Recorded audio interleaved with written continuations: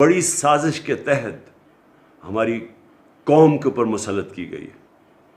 میں آپ سے آ کے بات چیت کروں گا اس کے متعلق بھی, اور میں جو سب سے بڑا پیغام اپنی قوم کو پشاور سے دوں گا وہ یہ کہ اپنی آزادی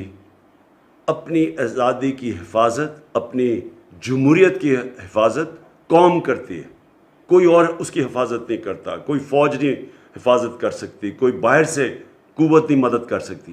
قوم اپنی آزادی کی حفاظت کرتی ہے, اور اس کے لیے میں آپ کے پاس آ رہا ہوں, اور ہم سب نے مل کے پوری تحریک چلانی ہے کہ فوری طور پہ پاکستان میں الیکشن کروایا جائے.